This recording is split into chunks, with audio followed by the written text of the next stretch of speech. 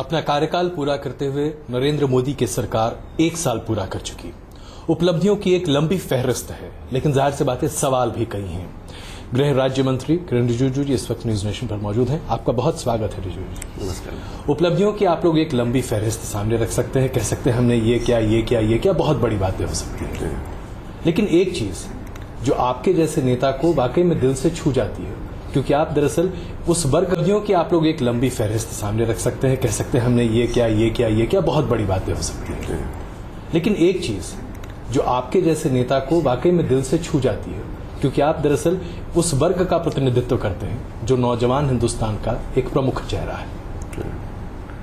ये सही बात है और अच्छा मौका मिला है। प्रधानमंत्री नरेंद्र मोदी जी ने जब अपना पहला टीम गठन किया था, उस समय उन्होंने ये बात हम लोगों को कहा था।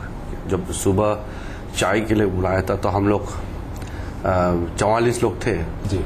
तो उसमें कुछ वरिष्ठ लोग थे जो काफ़ी अनुभवी रखते हैं और कुछ हम जैसे लोग थे जो 45 साल से नीचे लोग थे। तो इसमें युवा को आगे बढ़ाने का एक शुरुआत तो किया ही है जी। और साथ साथ विश्वास भी दिया है कि आप काम कीजिए।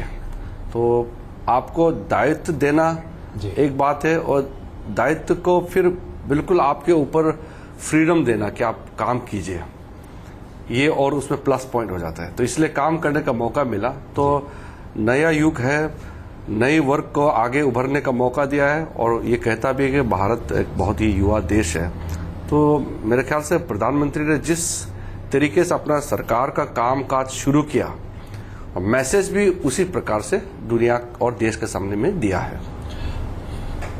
एक सोच रही है हिंदुस्तान में कि जब तक आप 60 के पार नहीं पहुंचते हैं, आप चीजों को सही तरीके से समझ नहीं सकते, पकड़ नहीं सकते। एक ऐसा मंत्रालय आपके पास है जिसमें रोज दिन आपके लिए नई पेचीदगियां, नई मुश्किलें आती हैं। एक ऐसा मंत्रालय जो गृह की स्थिति को देखने के साथ साथ सीमा की बात भी करता दिखाई देता है। आप कैसे ये सब करते हैं?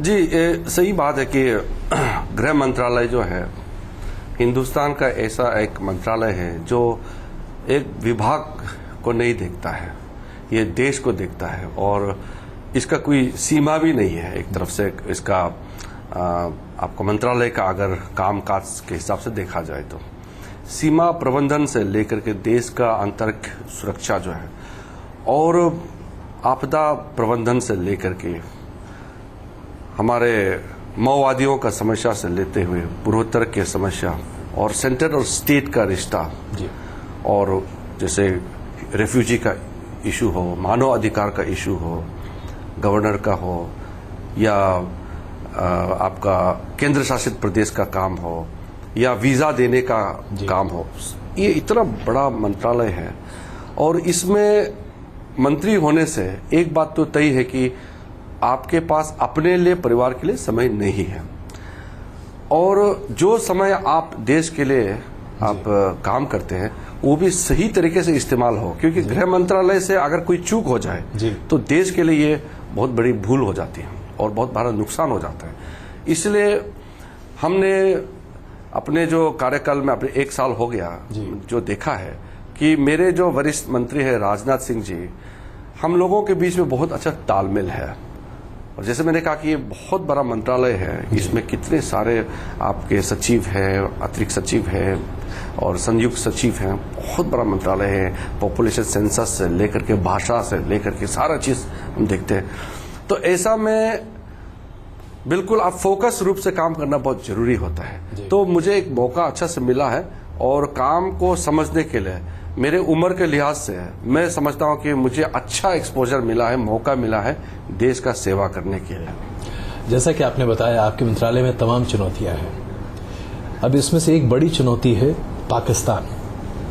जिस तरीके से पाकिस्तान से लगातार सीमा पार से घुसपैठ होती रहती है, जाहिर सी बात है सेना अपना काम करती है, लेकिन बीएसएफ का भी अपना काम है।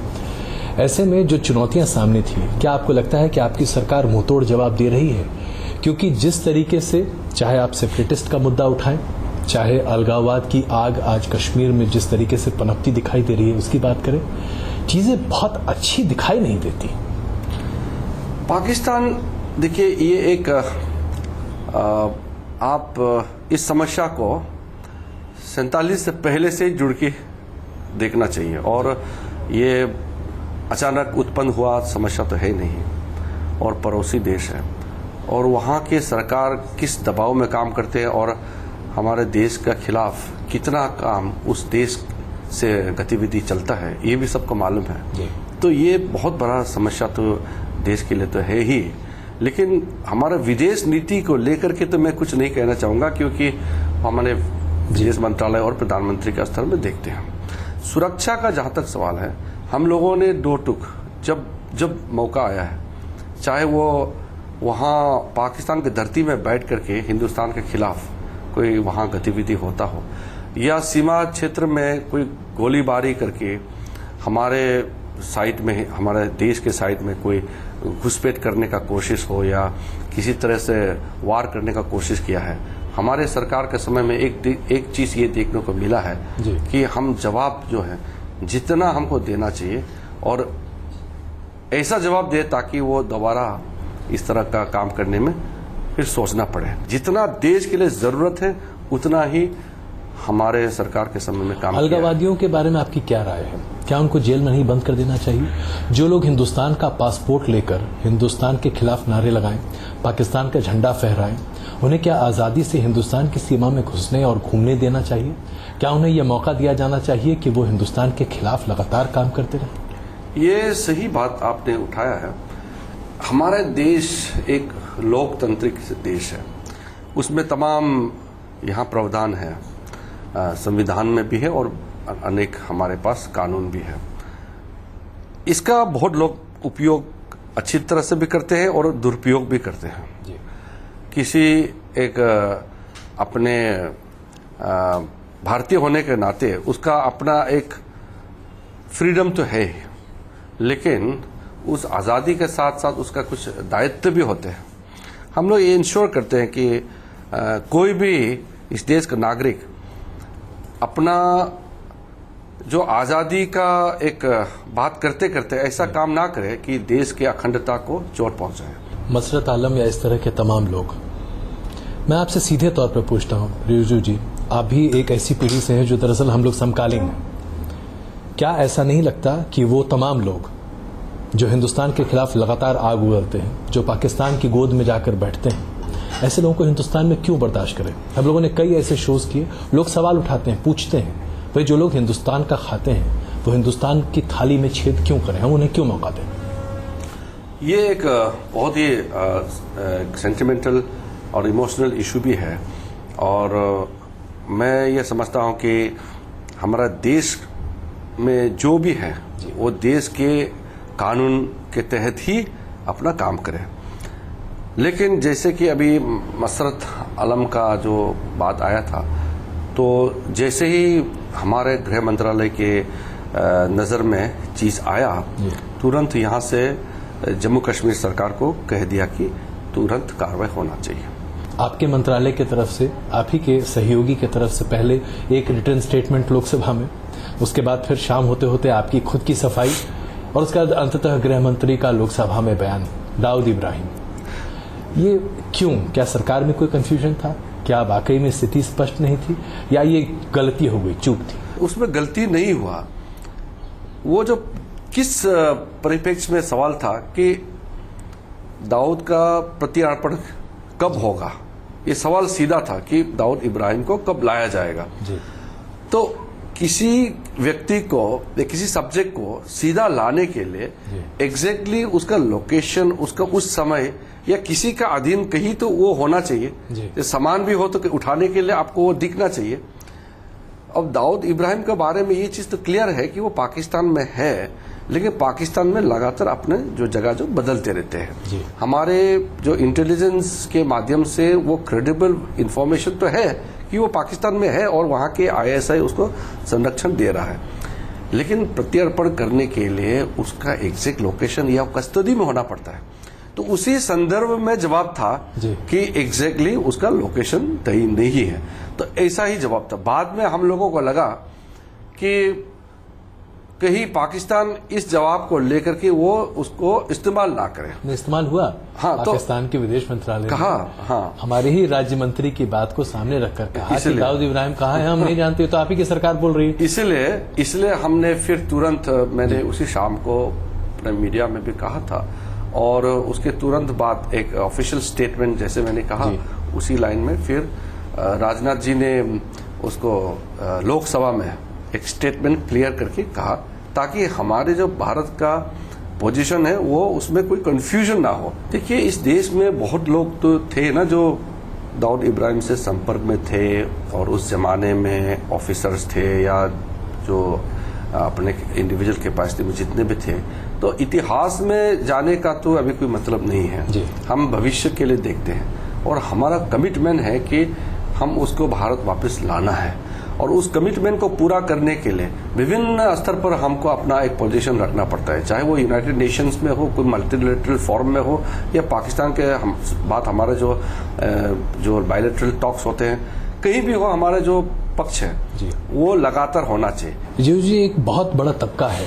और खास करके नौजवानों का तबका है, जो ये मानता है कि अगर अमेरिका ओसामा बिन लादेन को पाकिस्तान में जाकर मार सकता है, तो हिंदुस्तान की सेना के पास भी ये ताकत है, वो ये सब कुछ कर सकती है। क्या आपको लगता है कि ये जो सोच है ये व्यवहारिक है, प्रैक्टिकल है, या आपको लगता है कि नहीं, ये दो देशों का मामला है और इसमें इस तरह की बातों को आगे बढ़ाना बहुत उचित नहीं है? क्या सोचते हैं आप? देखिए, ये कुछ चीजें तो कहने के लिए कह भी सकते हैं, और देश के आप जो इमोशंस को देखेंगे तो लोग कहते हैं, और उसमें हमारा कोई आपत्ति नहीं है। लेकिन कुछ परिस्थिति ऐसा होता है जिसको हमको समझना होता है, उसके बारे में लेकर के ज़्यादा कहना ठीक नहीं है। अमेरिका का अपना एक ताकत है, उसका अपना पहुंच है, तो उसका हिसाब तो हमारा भारत देश तो नहीं कर सकता है। लेकिन इसका मतलब ये नहीं है कि हमारा देश कमज़ोर है, या हम बिल्कुल सामर्थ्य नहीं है, हमारे बिल्कुल इस प्रकार का आगे कदम नहीं उठाना चाहिए, ऐसा बात नहीं है। ये ऐसा मसला है जिसको चर्चा करने का, और ये एक सार्वजनिक रूप से इसको चर्चा करने का ये विषय नहीं है।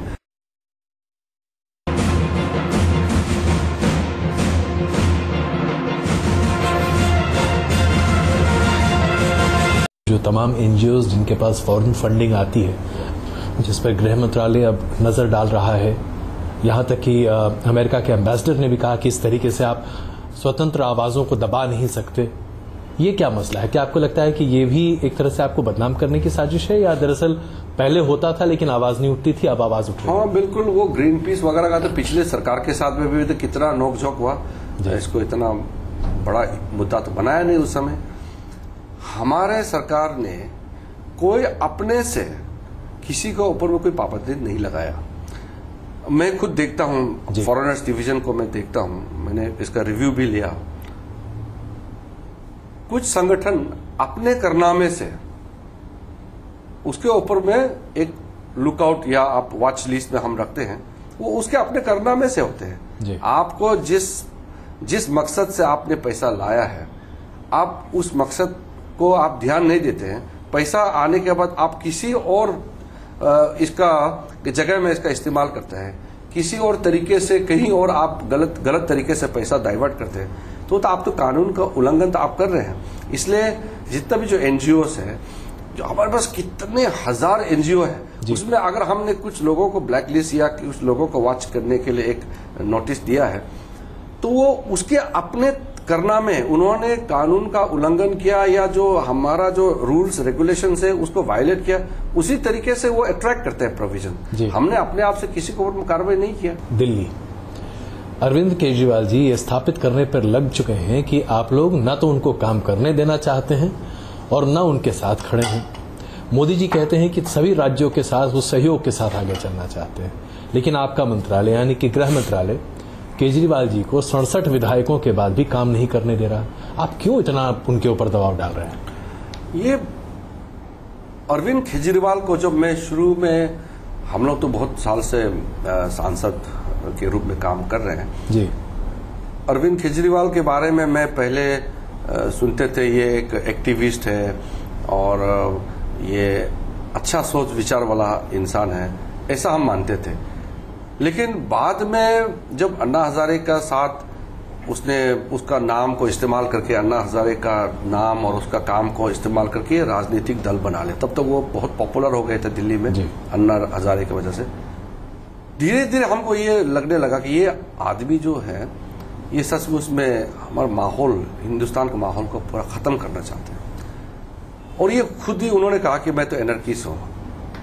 तो इस देश में और देश की राजधानी में अराजकता जो पैदा करके पूरा माहौल खराब करना चाहता है। दिल्ली जो है ये केंद्र शासित प्रदेश है, दिल्ली हिंदुस्तान का राजधानी है।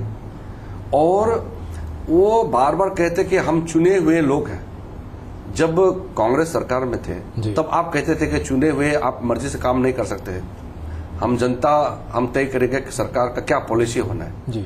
लेकिन वो कांग्रेस का भाषा जो है फिर आज अरविंद केजरीवाल कर रहे हैं कि हम चुने हुए हैं, हम कुछ भी कर सकते हैं। अरे चुने हुए का मतलब ये नहीं होता कि आप आसमान जमीन का हर चीज को आप मर्जी से उखाड़ के फेंक देंगे। क्या आप मानेंगे कि अरविंद केजरीवाल ढोंग करते हैं, ड्रामा करते हैं, नौटंकी करते हैं, काम नहीं करते? वो तो मुझे कहने का आवश्यकता ही नहीं है। उसका जितना भी आप कारनामा को देखिए जी, वो देख करके लोग अपने आप जजमेंट देने लगेंगे। उसके बारे में और भी कुछ मुझे कहने का कोई आवश्यकता ही नहीं है, देख रहा है दुनिया। एक आखिरी मुद्दा, चीन का।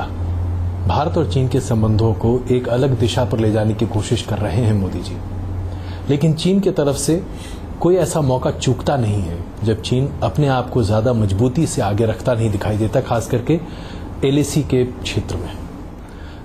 आपको लगता है कि वहां हम जरा कभी कमजोर पड़ जाते हैं? आपको लगता है कि पहले की सरकारें कमजोर पड़ती रही और उसको पूरा करना आज आप लोग के लिए एक बड़ी चुनौती है?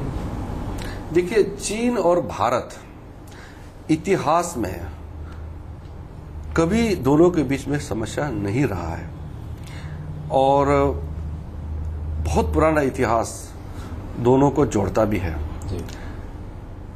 1962 तक भी दोनों देशों के बीच में संबंध बहुत मधुर थे, लेकिन 59 के बाद खटास आने शुरू हुआ और 62 में जंग भी हुआ। खैर वो चीन वाला इसको जंग नहीं मानते, लेकिन हमारे इतिहास में है।